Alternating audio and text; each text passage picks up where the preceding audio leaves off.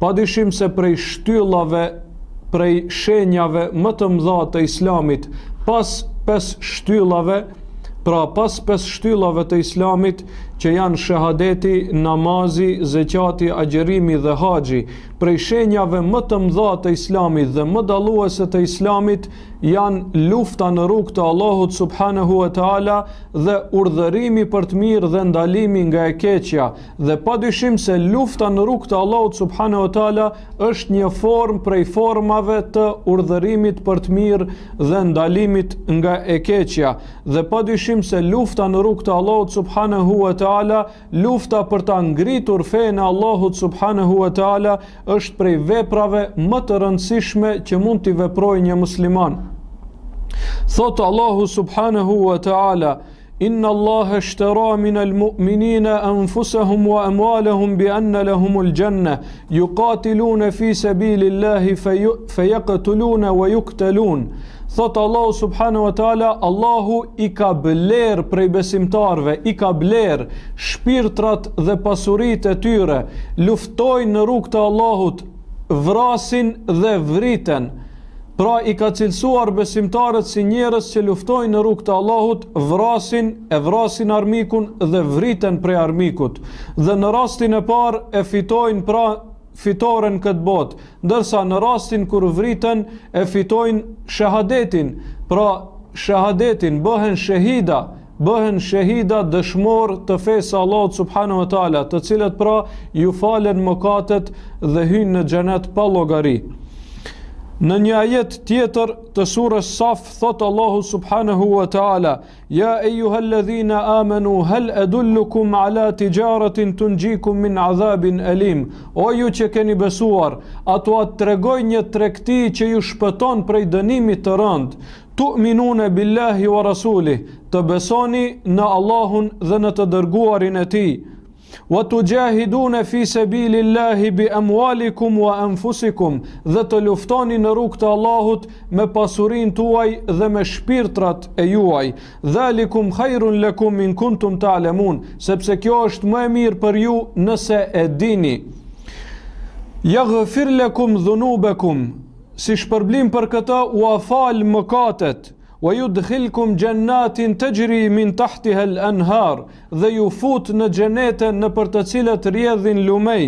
Wa masakin tayyibatan fi jannati adn, dhe ju fut në vendbanime shumë të bukura në xhenetet e Adnit.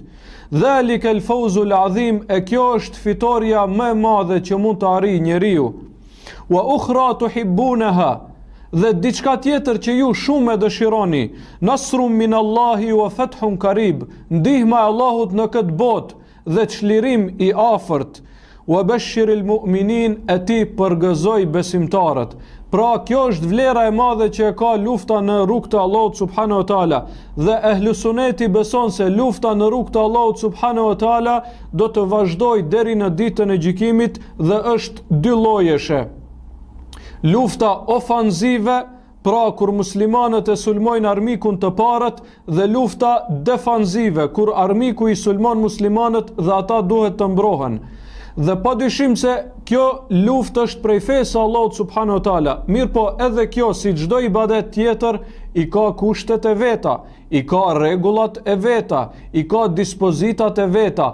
Andaj në këtë pikë ka keq kuptime, saqë disa gjëra që nuk janë prej fesë futen në luftën për hir të Allahut subhanahu wa taala, siç janë masakrat e fëmijëve dhe të grave.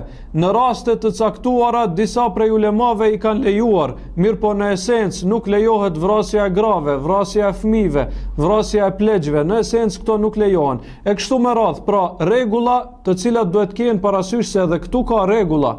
Edhe këtu ka rregulla, edhe këtu ka dispozita, të cilët pra nuk është vendi për t'i sqaruar në detaje, mirë po duhet ketë parasysh se edhe kjo është me rregulla dhe me dispozita. Pastaj shenja tjetër më e madhe e Islamit që tham është urdhërimin për të mirë dhe ndalimin nga e keqja. Dhe padyshim se kjo është prej shenjave më të mëdha të muslimanëve. Thot Allahu subhanahu wa taala për ummetin e Muhamedit sallallahu alaihi wasallam, thot kuntum khayra ummatin ukhrijat lin-nas. Thot ju jeni ummeti më i mirë që është shfaqur në tokë për njerëzit.